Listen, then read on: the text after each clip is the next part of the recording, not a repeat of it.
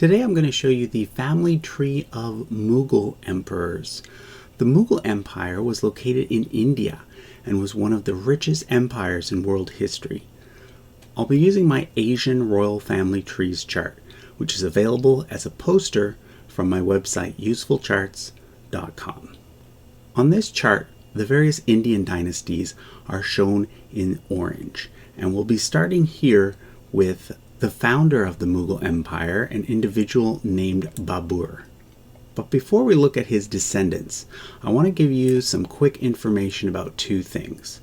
First, a few facts about India, and second, some details on Babur's ancestors, the Timurids.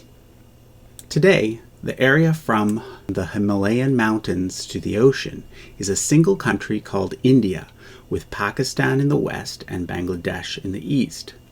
But throughout most of world history, India was not united like it is today. Rather, it consisted of a bunch of smaller kingdoms and principalities. Prior to modern times, it was really only ever united twice.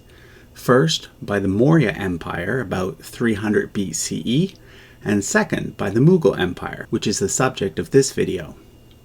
So for example, if we go back to the late 700s CE, which is about the same time as Charlemagne, we find that there was a tripartite struggle in India.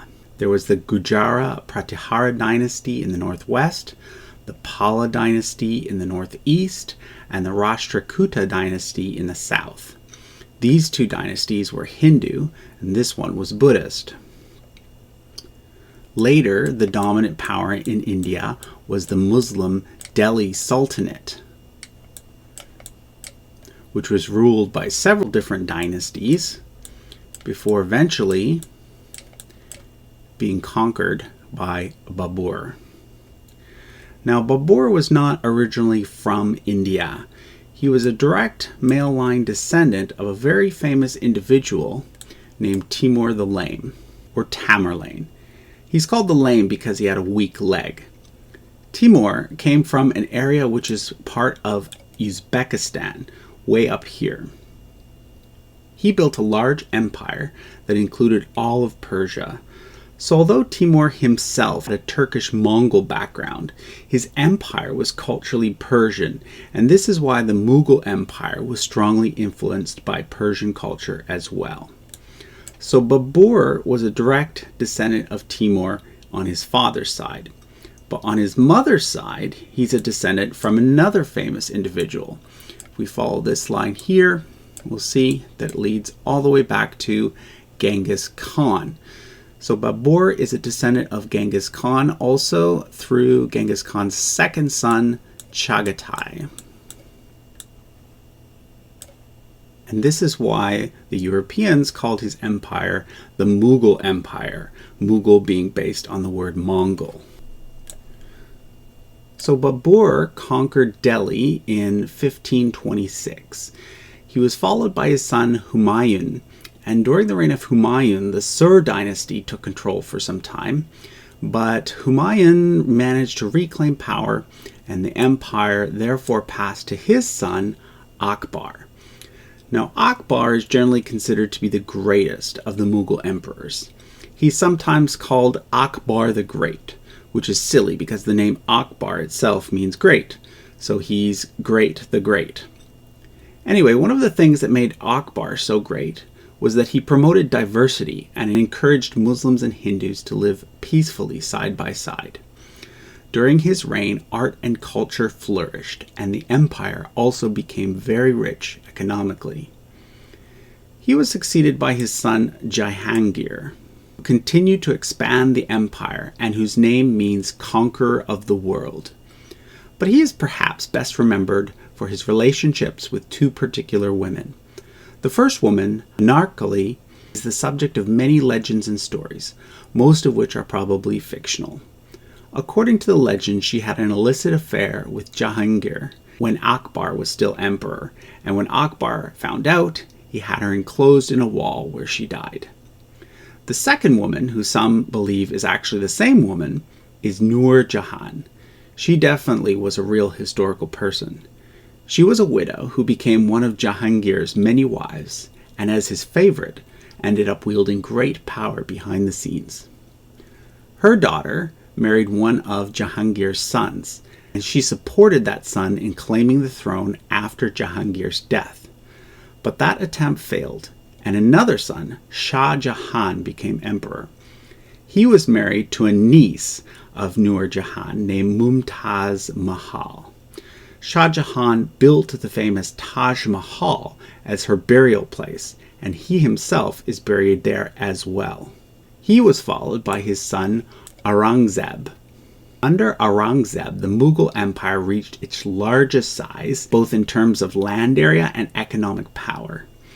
He reigned at the same time as Louis XIV in France, but was 10 times richer.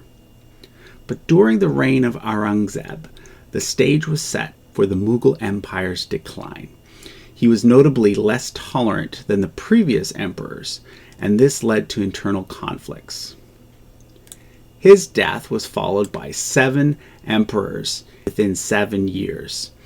The first was Azum Shah, son of Aurangzeb and a member of the Persian royal family. He built a tomb for his mother that looks very similar to the Taj Mahal. He was quickly succeeded by his brother, Bahadur Shah I. Bahadur Shah I was succeeded by his son and then several grandsons. During this time, 2 individuals known as the Sayyid brothers were the real power behind the throne. Eventually we get Muhammad Shah and things settle down a bit. But by this point, the Mughal Empire was in decline. Several European powers had established settlements in India and were starting to exert control.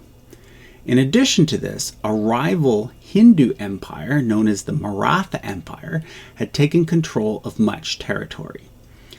After Muhammad Shah, the throne passed to his son, but then over to a different branch of the family.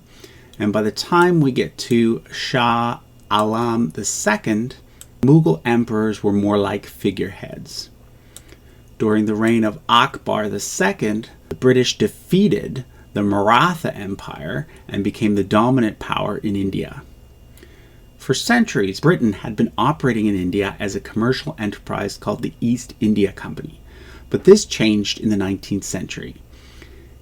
In 1857, there was a major uprising in India against the British. The British quashed the rebellion, and the Mughal Empire came to an official end, with Bahadur Shah II being its final emperor.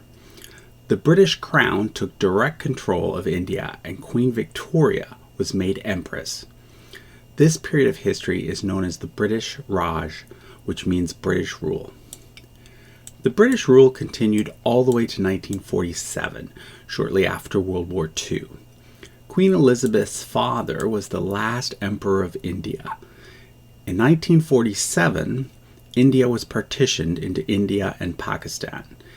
India officially became a republic in 1950, and Pakistan officially became a republic in 1956. This means that Queen Elizabeth was actually Queen of Pakistan for a short period. Now, before we end things, let's look at the question of who would be the Mughal Emperor of India if we were to trace the Mughal line down to today. Up until 1975, the answer was this man, Khurshid Jah Bahadur. When he died, his eldest son became heir. His name is Javad Jah Bahadur, but I wasn't able to find a photo of him. Javad does have children and grandchildren, so it looks as though the dynasty will continue for a while yet, although obviously no longer ruling. That concludes our look at the family tree of Mughal emperors. In the coming weeks and months, I'll be doing videos on the Chinese emperors as well as the Japanese emperors using this same chart. If you'd like to buy the poster version, it's available at usefulcharts.com. Unfortunately, I do not sell it or make it available in an electronic format, but you can see lots of close-up areas of the chart by viewing the various videos on this channel. Thanks for watching.